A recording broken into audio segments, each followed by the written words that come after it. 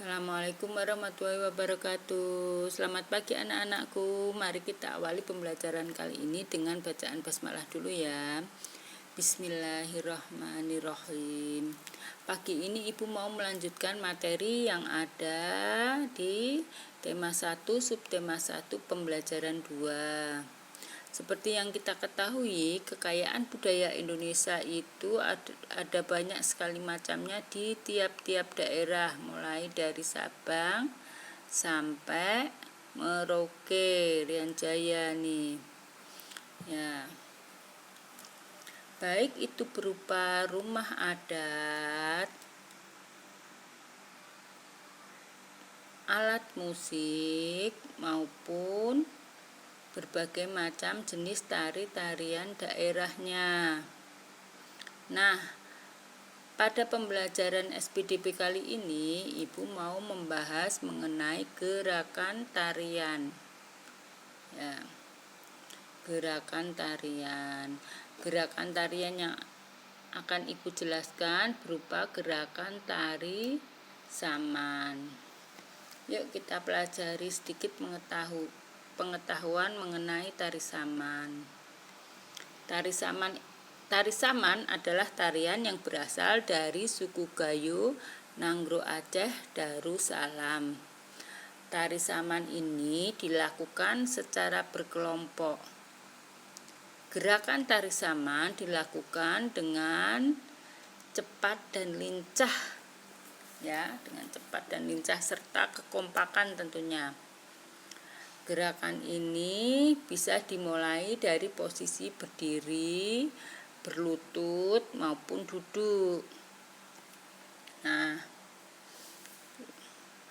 Nah, berikut ini adalah contoh 5 gerakan dari tari saman yang ada di buku paket halaman 14. Pembelajaran 2 di Ayo Mengamati. Nih kita lihat fotonya. Kita lihat gambarnya ya. Yang pertama, badan berdiri dan kepala menghadap ke depan. Tangan sedikit ditekuk ya. Kedua tangan dilengkungkan ya, dilengkungkan dulu itu, sikunya agak ditekuk. Kemudian dilengkungkan di depan dadanya ke depan nih. Tangannya agak diluruskan ya. Itu gerakan pertama. Nih. Tuh 2 3 nih. Selanjutnya gerakan kedua di gambarnya. Kalian lihat di buku. Ya. Badan berdiri dan kepala melihat ke depan. Kedua tangan lurus ke depan, jari-jarinya ditegakkan ke atas. Tuh. Sambil lurus ya. Ini gerakan kedua. Sedangkan gerakan ketiga yaitu masih pada posisi berdiri. Ya. Badan berdiri dan kepala ditengok ke samping kiri. Tangan kanannya ditekuk ke dada tuh. Lalu tangan kirinya ke bawah serta jari-jari tangannya sambil digerakkan, ditepuk-tepukkan mungkin ya. Kemudian kita lanjutkan di gerakan keempat. Gerakan keempat ini badan turun sehingga bertumpu pada kedua lutut. Ya, jadi tumitnya agak diberdiriin, mungkin itu lututnya agak berdiri. Nah, kepala tetap menengok ke samping kiri. Tuh, tangan kanan ditekuk ke dada, tangan kiri ke bawah. Tangan kanannya ke dada. Sekarang gantian ya. Masih sama, tangan kanan tekuk ke dada, tangan kiri ke bawah. Tetapi posisinya sudah turun nih, bertumpu pada kedua lututnya. Dan jari tangannya tetap digerakkan ya. Nah, gerakan selanjutnya yaitu gerakan badan dicondongkan tuh. Badan dicondongkan ke belakang, agak miring. Kemudian duduk setelah agak miring condong ke belakang. Nah, kemudian duduk bersimpuh dengan posisi kepala menghadap ke bawah. Posisi tangannya masih tetap tidak berubah. Ya. Posisinya masih tetap. Nah, itu salah satu 5 gerakan dari tari saman. Nanti tugas kalian berusaha menirukan gerakan ini, lalu dibuat foto kolase ya, mulai dari gerakan pertama sampai gerakan kelima.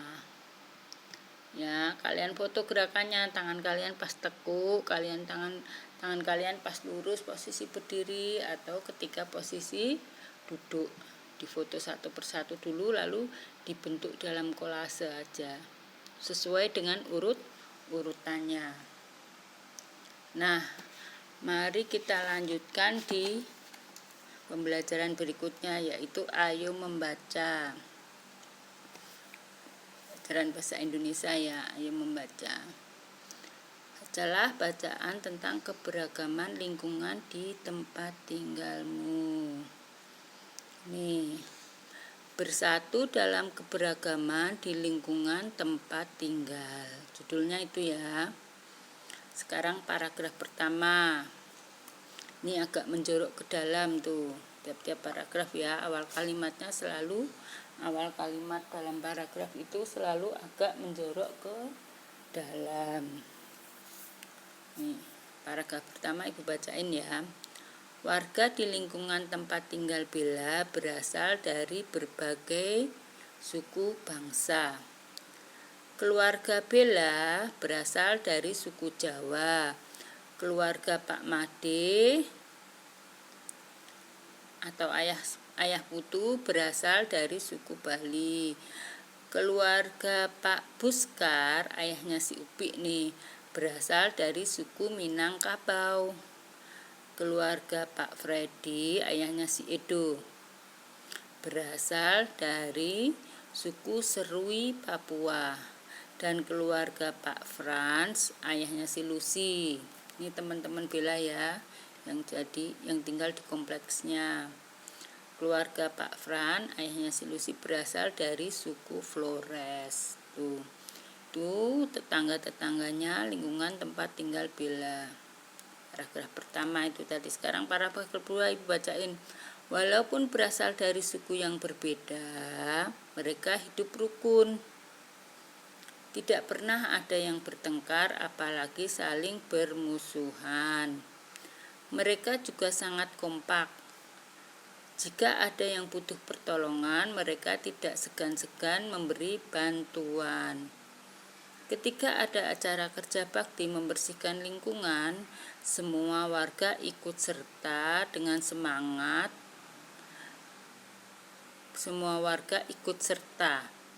Dengan semangat mereka membersihkan jalanan, selokan, dan membersihkan sampah-sampah yang berserakan. Nih, lihat di gambarnya nih. Nih Bella, tetangga-tetangga Bella di lingkungan Bella sedang melakukan kerja bakti. Hidup rukun mereka ya. Sekarang paragraf ketiga. Oleh karena itulah Bella senang tinggal di lingkungan tempat tinggalnya. Selain semua warganya kompak, mereka juga sangat ramah. Setiap bertemu mereka saling menyapa. Bella kenal dengan semua warga di lingkungan tempat tinggalnya. Ketika teman Bella sedang mencari rumah Bella dan bertanya kepada warga, mereka dengan senang hati menunjukkan lokasi rumah Bella. Nah, sekarang kita kerjakan sama-sama ya di Ayo Berlatih. Nih, ini kita disuruh menentukan gagasan pokok dan gagasan pendukung pada setiap paragraf yang kita baca tadi ini. Tentukanlah gagasan pokok dan gagasan pendukung pada setiap paragraf dalam bacaan di atas. Sekarang paragraf pertama. Gagasan pokoknya apa? Ayo. Ada yang tahu? Kita cari di bacaan. Gagasan pokoknya adalah warga di lingkungan tempat tinggal Bella berasal dari berbagai suku bangsa. Sedangkan gagasan pendukungnya itu yang untuk melengkapi gagasan pokok, yaitu kalimatnya keluarga Bella nih berasal dari suku Jawa, keluarga Pak Made dari Bali, keluarga Pak Puskar dari Maluku, ayahnya Upi itu, dan sebagainya sampai titik nih dari suku Flores tuh gagasan pendukung. Sekarang untuk paragraf kedua. Untuk paragraf kedua ya, tuh gagasan pokoknya yaitu nih paragraf, walaupun berasal dari suku yang berbeda, mereka hidup rukun. Jadi mereka dari berbagai macam suku tapi hidup rukun. Nah, itu gagasan pokoknya. Sedang gagasan pendukungnya ya, tidak pernah ya ada yang bertengkar apalagi saling bermusuhan. Mereka juga sangat kompak. Itu gagasan pendukungnya tuh. Nah, sedangkan untuk paragraf ketiga, gagasan pokoknya tahu nggak? Gagasan pokoknya itu adalah yang ibu garis bawah itu. Bella senang tinggal di lingkungan tempat tinggalnya. Sedang gagasan pendukungnya apa? Gagasan pendukungnya, selain semua warganya kompak, mereka juga ramah. Tuh. Ya. Setiap bertemu mereka saling menyapa. Nah. Tuh, itu gagasan pendukungnya. Sudah kita kerjakan bahasa Indonesia. Nah, setelah ini kita lanjut ke materi IPA.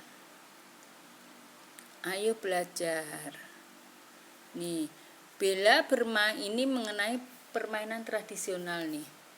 Bella bermain permainan gebak sodor dengan teman-teman di lapangan sambil berlarian. Bisa kalian bayangkan kan? Mereka berteriak-teriak dan tertawa gembira. Kalian kalau sedang main di lapangan ketika KBM langsung di sekolah pasti seperti itu ya. Berteriak-teriak, berlari-larian.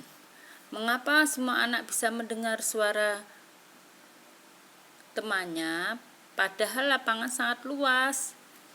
Tuh. Nah, sekarang ini alasannya nih. Mari kita pelajari nih. Kenapa begitu? Nah, berbagai bunyi yang kamu dengar dihasilkan oleh benda yang bergetar. Teriakan itu berarti bergetarnya apa? Pita suara kalian menghasilkan bunyi itu. Berbagai bunyi yang kamu dengar dihasilkan oleh benda yang bergetar. Benda yang bergetar dan menghasilkan bunyi disebut sumber bunyi. Nah, itu jadi udah tahu kan, teriakan, tertawa, gembira itu berasal bisa didengar karena sumber bunyi dari tertawa dan teriakan bunga itu dari getaran tuh. Ketika benda bergetar, getaran tersebut akan menggetarkan udara di sekitarnya. Kemudian getaran udara akan sampai ke telinga sehingga kita dapat mendengarnya. Nah, untuk tahu itu Mari kita pelajari beberapa sumber bunyi. Tadi, sumber bunyi. Beberapa contoh sumber bunyi adalah pita suara manusia, garpu tala, alat musik seperti gitar, seluring, dan drum, serta mesin bermotor. Itu bisa jadi sumber suara, itu sumber bunyi atau sumber suara. Nah, sumber bunyi itu contohnya satu tadi apa? Pita suara manusia. Suara manusia itu berasal dari pita suara yang bergetar, jadi benda yang bergetar di manusia itu yaitu pita suaranya yang di tenggorokan tuh yang bergetar tuh. Di sekeliling pita suara terdapat otot yang menggetarkan pita suara dan mengatur tinggi rendahnya suara. Jika pita suara menyempit, maka dihasilkan suara tinggi. Dan jika melebar, maka dihasilkan suara rendah. Pita suara kalian yang ngatur tinggi rendahnya. Seperti kalian ketika di kelas berisik suaranya, pita suaranya ibu jadi tinggi itu. Nah, sekarang contoh sumber bunyi yang kedua adalah garpu tala. Garpu tala merupakan sepotong baja yang memiliki cabang sejajar dengan ukuran yang sama. Sepotong baja yang memiliki cabang sejajar dengan ukuran yang sama. Garpu tala dapat menghasilkan bunyi. Caranya ketukkan garpu tala ke sebuah benda keras. Maka garpu tala akan bergetar dan mengeluarkan bunyi. Ya. Sekarang alat musik. Nih, sumber bunyi yang ketiga adalah alat musik. Suara alat musik berasal dari getaran alat musik yang contohnya sebagai berikut. Suara gitar berasal dari getaran senar yang dipetik. Suara seruling berasal dari udara di dalam seruling yang bergetar karena ditiup.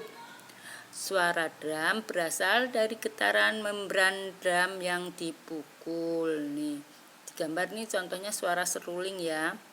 Jadi udara yang bergetar di dalam seruling itu ya, yang menimbulkan getaran sehingga menimbulkan bunyi atau suara. Mesin bermotor. Tuh, bunyi deru kendaraan bermotor berasal dari mesin bermotor yang dinyalakan. Nah, sehingga ada pergesekan di logam-logamnya yang di bodi motor tuh sehingga menimbulkan suara. Sekarang tadi sumber bunyi A ya, sekarang sumber bunyi udah diketahui kan tadi dari pita suara manusia, garpu tala, mesin bermotor. Sekarang bagian B yaitu bunyi. Setelah sumber bunyi kita belajar bahwa bunyi itu dapat merambat. Salah satu sifat bunyi adalah merambat. Bunyi dapat didengar karena memiliki sifat tersebut. Nah, bunyi itu didengar karena mempunyai sifat merambat. Bunyi dapat merambat melalui benda gas atau udara, benda padat, dan benda cair. Sekarang kita akan mempelajari bunyi yang merambat melalui udara dulu. Nih, bunyi dapat merambat melalui udara. Contohnya, kita dapat mendengar kicauan burung di pagi hari itu, kicauan burung. Mendengar penjelasan guru di depan kelas. Dan dapat mendengar suara televisi ketika nonton televisi. Serta mendengar suara Ibu Ida yang sekarang ya sedang rekaman. Bagaimana cara bunyi merambat melalui udara sehingga sampai ke telinga kita? Nah, itu yang akan kita pelajari. bagaimana cara bunyi merambat melalui udara sehingga sampai ke telinga. Nah, itu getaran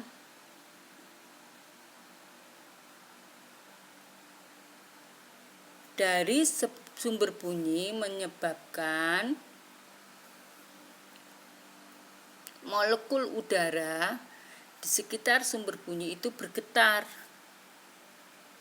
Nah, molekul udara yang bergetar akan ditangkap oleh telinga dan menggetarkan gendang telinga. Tuh. Ya. Itu yang disebut dengan getaran merambat melalui udara, yaitu getaran dari sumber bunyi menyebabkan molekul udara di sekitar sumber bunyi itu bergetar.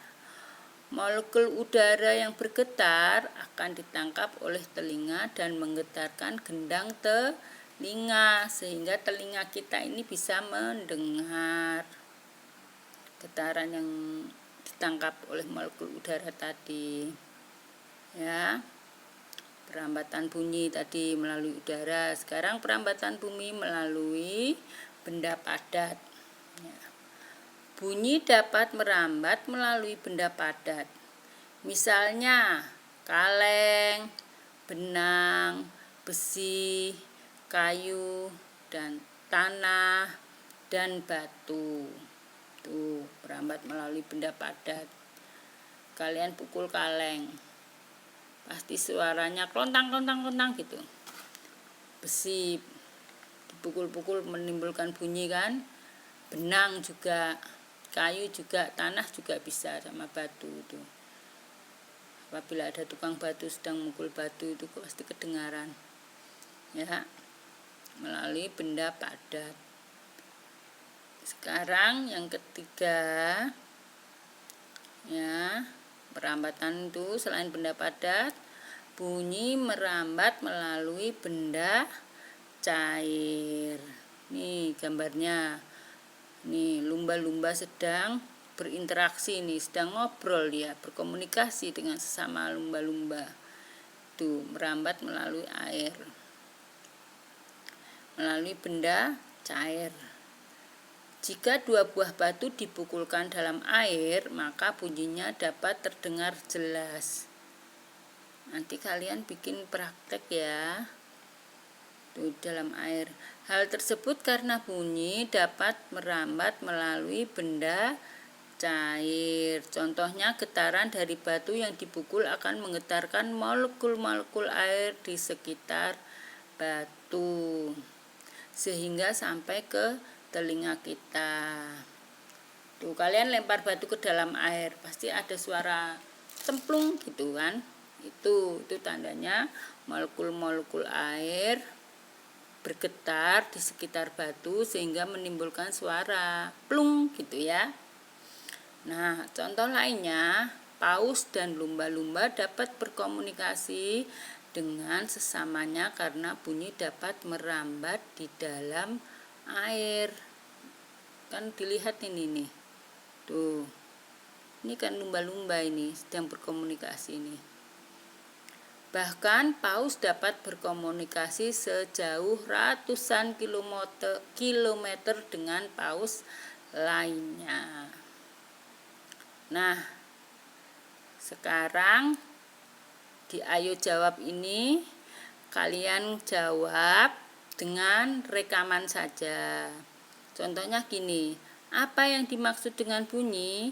Nanti kalian jawabannya aja. Nomor jawaban pertanyaan halaman 18 pembelajaran 2. Nomor 1 yang dimaksud dengan bunyi adalah, nanti kamu sebutkan jawabannya. Nomor 2 yang dimaksud dengan sumber bunyi adalah kalian baca gitu ya. Nah, itu tadi penjelasan dari Bu Ida mengenai pembelajaran 2. Sekarang berdiskusi. Nah, nanti di rumah kalian praktekkan juga ya. Coba kalian ketok-ketok benda itu, benda padat tuh. Oh, meja. meja kalian, meja belajar, kalian ketok-ketok bagaimana suaranya nanti. Ya, getaran pada benda padat. Nih, membuktikan untuk merambat melalui udara. Coba kalian, nggak apa-apa kalau punya selang air, kalian bisa main telepon-teleponan sama adik atau sama ayah. Nah, membuktikan bunyi merambat melalui benda padat nih, serta membuktikan bunyi merambat melalui benda cair. Setelah itu kalian isi yang ada di media percobaannya itu, bunyinya kayak gimana ya. Nah, demikian penjelasan dari Bu Ida materi yang ada di pembelajaran 2. Nah, untuk sebelum Ibu akhiri, Ibu mohon maaf kalau di dalam video ini masih ada ketidaksempurnaan.